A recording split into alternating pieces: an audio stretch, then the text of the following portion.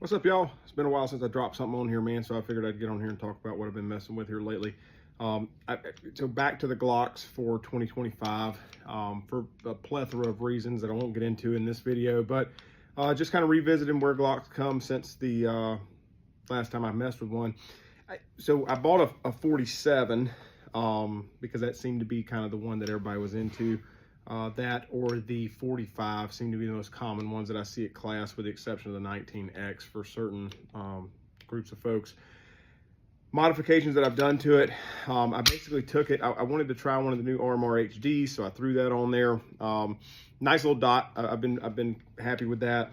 This is the 1 MOA model. I've never messed with a 1 MOA dot with any sort of extensive, for any extensive time.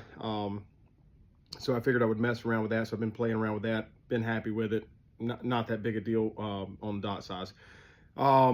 Things that I like about it, I like that by default, man, the RMRs are going to be tanks and kind of hard to break. I like the light reading capability of it. That's a neat feature, although I don't typically use it. One of the issues I found with the light reading aperture that's on the front of it, it's designed to read the ambient conditions of light in the direction you're aiming the gun. The problem with that is that if you have the gun holstered, it is looking into a dark hole, and if you are quick enough to get it out and get it up in front of your eye target line, the dot kind of lags behind, right? I'm ready to shoot, but I'm waiting on the dot to brighten up enough so that I can shoot. So I kind of just bypass that with the buttons and just leave it at a brightness setting that I like. Trying out the Johnny Glock's trigger. So I shot a stock Glock trigger for, I don't know, the entire month of December and January. Decided to try out some of the new offerings that have come out since I've shot Glocks. This is the new Johnny Glock's ones. So far, I mean, it's a nice trigger. I don't like the face of it. I don't like how it's got these radiused kind of edges and contours to it. It is a flat face on the front, but instead of it being a hard corner like a normal flat face trigger, it's got this radiused edge. I'm not sure how much I'm into that yet, but so far seems to be okay.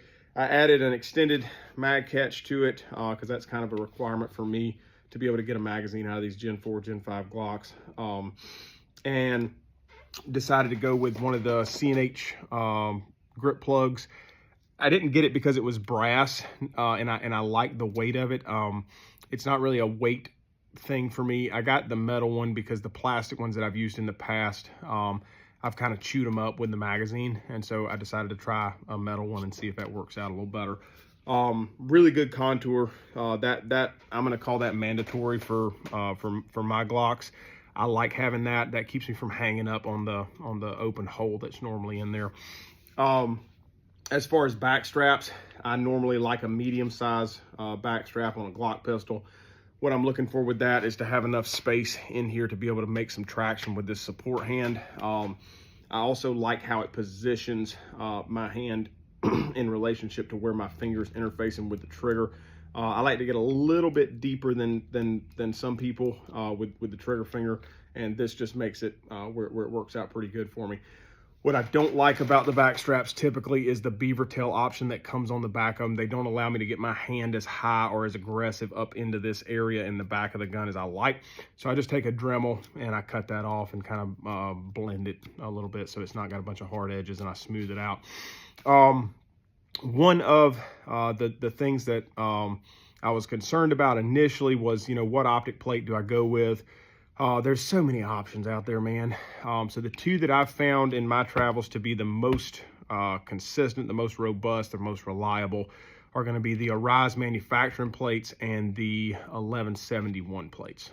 So far, those are the only ones I can really recommend that I've actually used. There's a lot of them that look good. There's a lot of them that seem good. There's a lot of them that dudes that I trust are using, but I've never personally used them. So, you know, proceed with your own fear and trembling. And then the final thing, so I've always had texture applied to my Glock pistols, most of the time by Ben at Boresight Solutions. Ben does a fantastic job. He truly is the master of the polymer pistol. Issues that some people have with Ben and his work is that it is incredibly expensive. He is a master of his trade craft, and it's very, very expensive. You don't got to buy it. It's not a tax, right? You choose to buy it if you want to. And a lot of times dudes feel my guns. They're like, man, that feels great. I just think I ain't got $1,500, man. He also offers a duty level option that is not the Pro Series, but the duty level series that's very, very similar, just not as refined, a little bit less money. He also offers a competition package option. Same, right? Very, very similar, just not as refined as the duty series. So there's tiers to it, right? If you want to look into that. If you don't, and you want the cheapest out that I think is absolutely valid, I have never shot or used or handled or owned or had experience with a gun that had Talon grips on it until recently. This is fantastic. To be able to take a stock gun that sucks to grip like a Glock pistol, let's just be honest, they suck to grip. There's no real place to set your hand in any kind of contour. There's no traction on this son of a gun except for those stupid little bumps they put on it because some dummy said that was okay. It doesn't do anything really. You have to really, really pay attention to holding onto this thing. And it's very difficult to maintain consistent grip over an aggressive course of fire, at least in my findings. More difficult than most, right?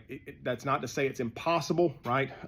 It's certainly possible. It's just I find that I have to work significantly harder and pay way, way more attention when I have just a stock Glock texture on the gun.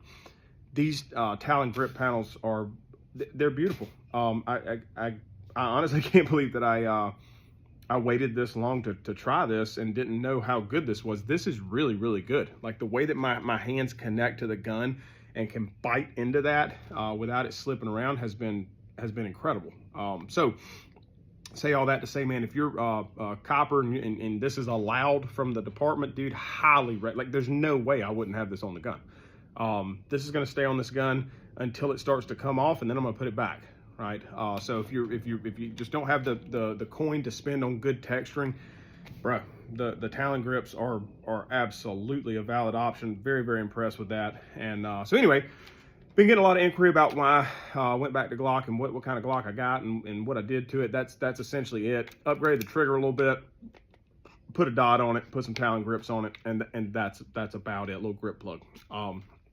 I'll be shooting this for the foreseeable future, and hopefully developing some more in-depth wisdom on the Glock pistol over time. So anyway, that's what I got, man. Glock 47, JBS Training Group. Bye.